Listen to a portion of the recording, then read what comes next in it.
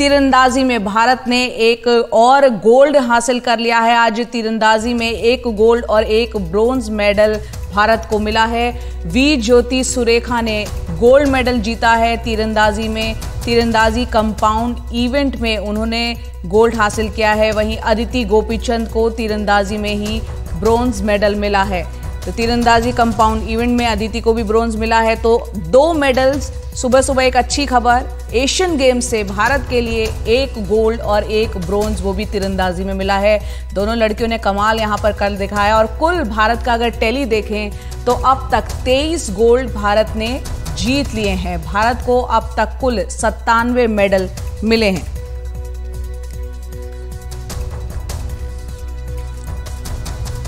तो एक अच्छी खबर भारत के लिए यहाँ पर हम देख रहे हैं। एशियन गेम्स में एक के बाद एक भारत जो है किस तरह से कमाल कर रहा है। इससे पहले हमने ये देखा कि 22वां गोल्ड कल मिला था। हॉकी में भारत ने जीता था और फाइनल मैच में जापान को हराकर आसानी से उसने जीत हासिल कर ली थी। 5-1 से हरा दिया था। और अब ये सुबह अच्छी खबर ये आई है, तीरंदाजी से दोनों लड़कियों ने कमाल कर दिखाया है। यहाँ पर जो पहला गोल्ड हासिल यहाँ पर किया है, जिसमें हमारी खिलाड़ी तीरंदाजी में वी ज्योति सुरेखा ने ये गोल्ड मेडल हासिल किया है। वहीं दूसरी तरफ तीरंदाजी कंपाउंड इवेंट में ही अदिति गोपीचंद को ब्रोंज मेडल हासिल हुआ है। और एक बेहतरीन प्रदर्शन एशियन गेम्स में भारत का हम लगातार देख रहे हैं। विमल मोहन हमारे सहयोगी, हमारे स्पोर्ट्स एडिटर हमारे साथ फोन लाइन पर जुड़ रहे हैं। विमल जी, अच्छी खबर, सुबह सुबह दोनों लड़कियों ने कमाल कर दिखाया। और जिस तरह से आंकड़ा बढ़ रहा है मेडल्स का, 100 के आंकड़े को हम उम्मीद करें कि टच कर सकते हैं।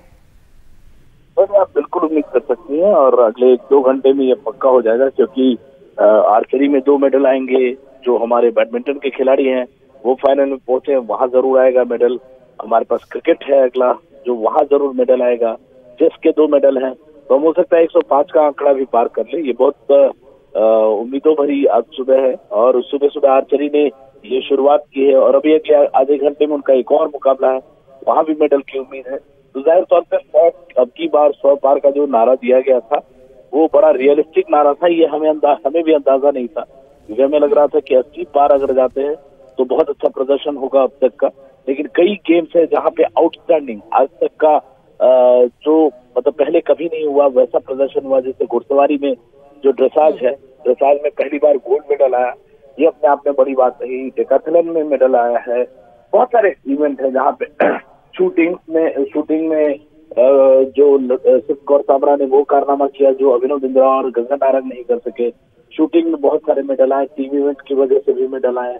तो कई सारे गेम है जहाँ पे खिलाड़ियों ने आउटस्टैंडिंग प्रदर्शन किया और उनकी काबिले तारीफ है। ये मतलब इस गेम को जहाँ ले गए हैं वहाँ एशिया में आप पावर हाउस बनकर उभरे हैं, मतलब स्पोर्ट्स का।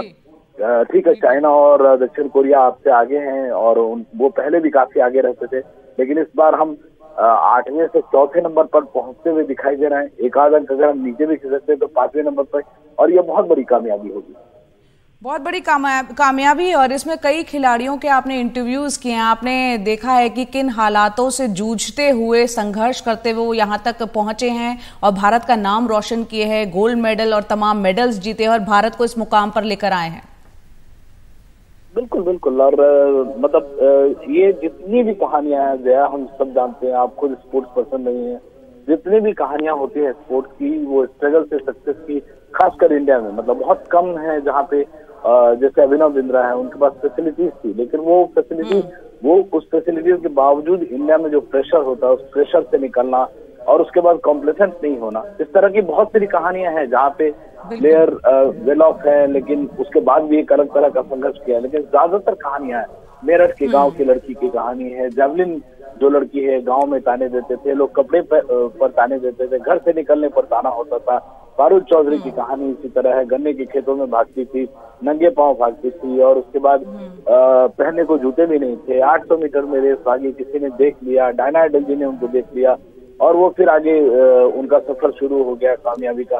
तो इस तरह से बहुत सारी कहानियां हैं, क्योंकि मैं मतलब फील्ड में इन लोगों से मिलता हूँ, मतलब हम लोग फुट सोल्जर की तरह, तो मुझे अंदाजा है कि कहाँ से हम सब जानते हैं कि गांव से आप अपने डिस्ट्रिक्ट में अच्छा करने में कितना कंपटीशन है, डिस्ट्रिक्ट के बाद आप स्टेट में जाते हैं, स्टेट के बाद नेशनल में, और नेशनल के बाद इंटरनेशनल और एशिया में बेस्ट होना बहुत बड़ी बात है। जी, बहुत बड़ी बात है। और जो कामयाबी इन तमाम खिलाड़ियों ने भारत को हासिल करवाई है और एक नाम रोशन किया है, इसके लिए सभी बधाई के पात्र हैं। बहुत बहुत शुक्रिया विमल जी, तमाम जानकारी के लिए। तो एक अच्छी खबर, एशियन गेम से भारत को आज 2 मेडल मिले हैं। तीरंदाजी में कंपाउंड इवेंट में यहाँ पर गोल्ड मेडल हासिल हुआ है, साथ ही ब्रोंज मेडल भी मिला है।